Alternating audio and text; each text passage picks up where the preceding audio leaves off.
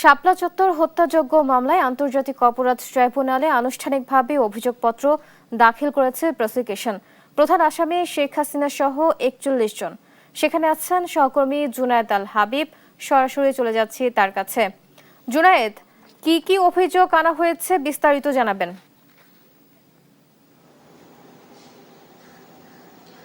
বুবলি, ধন্যবাদ আপনাকে। দীর্ঘ প্রতীক্ষার কিন্তু অবসান হয়েছে আজ, অর্থাৎ ২০১৩ সালের ৫ মে হেফাজত ইসলামের সমাবেশ ঘিরে যে ন্যাক্কারজনক ঘটনাটি ঘটেছিল, সেই ঘটনা কিন্তু শেষ পর্যন্ত আলোর মুখ দেখছে। কিছুক্ষণ আগে চিফ প্রসিকিউটরের নেতৃত্বে প্রসিকিউশনের টিম কিন্তু আন্তর্জাতিক অপরাধ ট্রাইব্যুনাল ২-এ এই শাপলা চত্বর হত্যাযজ্ঞের মামলার তদন্ত প্রতিবেদনটি ইতিমধ্যে আদালতে কিন্তু দাখিল করা হয়েছে। তার মানে আমরা বলতে পারি যে এই মামলায় আনুষ্ঠানিক বিচার প্রক্রিয়া কিন্তু ইতিমধ্যে শুরু হওয়ার কথা। অর্থাৎ এই তদন্ত প্রতিবেদনটি ট্রাইব্যুনালে জমা দেওয়ার পর আজকে এই প্রতিবেদনের উপরে শুনানি হবে, অর্থাৎ রাষ্ট্রপক্ষ এবং আসামি পক্ষের দুই পক্ষেরই কিন্তু শুনানি অনুষ্ঠিত হবে। এই শুনানি হওয়ার পরে আদালত আনুষ্ঠানিকভাবে এর বিচার কার্যর কিন্তু আদেশ দিবেন। একটু বলে রাখি আপনাকে, আসলে ২০১৩ সালের ৫ মে শাপলা চত্বরে হেফাজত ইসলামের ঘটনাকে ঘিরে যে ইতিহাসের জঘন্যতম নারকীয় যেই হামলার ঘটনাটি ঘটেছে, সেই হামলার পরে কিন্তু সরকারের পক্ষ থেকে, অর্থাৎ তৎকালীন যে আওয়ামী লীগ সরকার ক্ষমতায় ছিলেন, তাদের পক্ষ থেকে দাবি করা হয়েছিল এই ঘটনায় কোনো ধরনের হত্যাকাণ্ড হয়নি। এবং বিভিন্ন মানবাধিকার সংস্থা আমরা দেখেছি যে তারা আসলে এই ঘটনাকে ঘিরে হত্যাকাণ্ড যে বেশ কয়েকজন মানুষকে হত্যা করা হয়েছে এর প্রতিবেদন দিয়েছিলেন, প্রতিবেদন প্রকাশ করেছিলেন। তার জের ধরে কিন্তু বিভিন্ন মানবাধিকার কর্মীদেরকেও দীর্ঘদিন কারাভোগ করতে হয়েছে।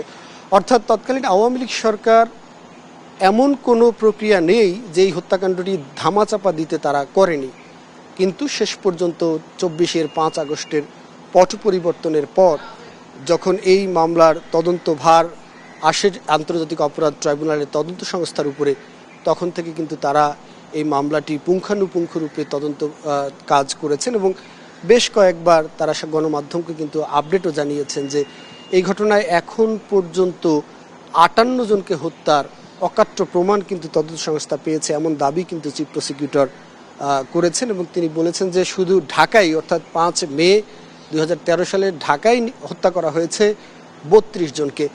এবং এই ঘটনার রেশ কিন্তু পরের দিন আমরা দেখেছি যে সারা দেশে ছড়িয়ে পড়েছিল। এবং তখন নারায়ণগঞ্জে আইন শৃঙ্খলা রক্ষাকারী বাহিনী, শুধু আইন শৃঙ্খলা রক্ষাকারী বাহিনীই নয়, প্রসিকিউশনের দাবি অনুযায়ী এই হত্যাকাণ্ডের সঙ্গে জড়িত ছিলেন তৎকালীন ক্ষমতাসীন যারা ছিলেন আওয়ামী লীগ, সেই আওয়ামী লীগের কর্মীরাও কিন্তু এই হত্যাকাণ্ডের সঙ্গে জড়িত ছিলেন। সেই আওয়ামী লীগ কর্মী এবং আইন শৃঙ্খলা রক্ষাকারী বাহিনীর গুলিতে নারায়ণগঞ্জে কিন্তু পরদিন, অর্থাৎ ৬ মে প্রাণ হারিয়েছেন ২০ জন। এছাড়া চট্টগ্রাম এবং কুমিল্লায়ও আরও ৬ জন হত্যাকাণ্ডের শিকার হয়েছেন।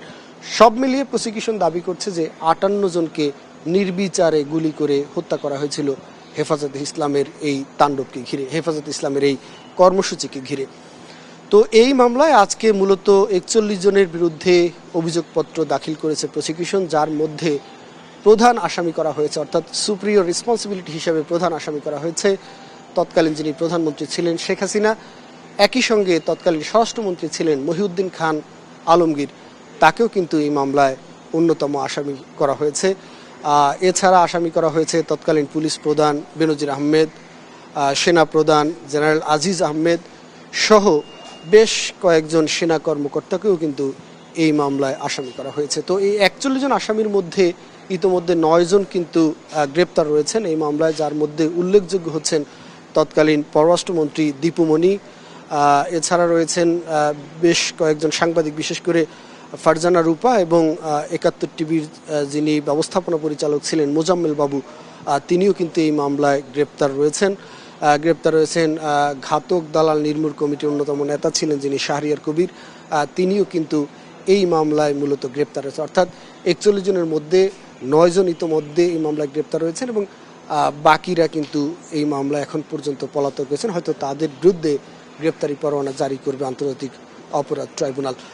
তো বুবলি, বলে রাখি যে মূলত এই হেফাজতের সমাবেশটি হয়েছিল তৎকালীন সময়। আপনারা জানেন যে শাহবাগে গণজাগরণ মঞ্চ নামে একটি সমাবেশ বা একটি কি বলে প্রতিবাদ হয়েছিল তৎকালীন যে যুদ্ধ অপরাধীদের বিচারকে কেন্দ্র করে, সেই গণজাগরণ মঞ্চের বেশ কিছু ব্লগার বা বেশ কিছু কর্মী তারা ধর্মবিদ্বেষী বিভিন্ন ধরনের পোস্ট, বিভিন্ন ধরনের লেখা কিন্তু সামাজিক যোগাযোগ মাধ্যম সহ বিভিন্ন মাধ্যমে ছড়িয়ে দিয়েছিলেন। তো যেগুলো বন্ধের দাবি করে আসছিল বিভিন্ন ইসলামী দলগুলো, কিন্তু সরকারের পক্ষ থেকে কোনো ধরনের পদক্ষেপ গ্রহণ না করায় শেষ পর্যন্ত যারা ইসলাম প্রেমী, বিশেষ করে মুসলিম তৌহিদি জনতা রয়েছেন, তারা কিন্তু একটি প্ল্যাটফর্ম তৈরি করেন এই হেফাজতে ইসলাম, যেটি সম্পূর্ণ একটি অরাজনৈতিক সংগঠন ছিল। অর্থাৎ সেখানে সেই সংগঠনটির কোনো রাজনৈতিক পরিচয় ছিল না, রাজনৈতিক কোনো উদ্দেশ্যও ছিল না।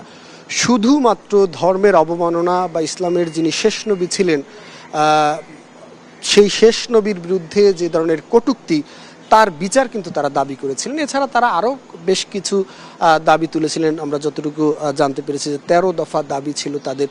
সেই দাবিগুলোতে কিন্তু তারা এই মতিঝিলের শাপলা চত্বরে সমবেত হয়েছিলেন, যেখানে সরকারের পক্ষ থেকে সরকারকে বারবার আহ্বান করা হচ্ছিল যে আপনারা এই দাবিগুলো মেনে নেন অথবা আলোচনার টেবিলে বসেন। কিন্তু সরকারের পক্ষ থেকে কোনো সাড়া না পেয়ে তারা এই মতিঝিলের শাপলা চত্বরে অবস্থান নেয়ার সিদ্ধান্ত নেয় এবং সেই সিদ্ধান্তকে ভুলুণ্ঠিত করতে, সেই সিদ্ধান্তকে আসলে নস্যাৎ করতেই মূলত সরকারের উচ্চ মহলের এই অপারেশনটি পরিচালনার সিদ্ধান্ত হয়, যেখানে আসলে নির্বিচারে সাধারণ মানুষকে হত্যা করা হয়। যেখানে যাদেরকে হত্যা করা হয়েছে আমরা আসলে প্রসিকিউশনের পক্ষ থেকে জানতে চেয়েছি যে তাদের কোনো রাজনৈতিক পরিচয় রয়েছে কিনা যারা এই হত্যাকাণ্ডের শিকার হয়েছেন।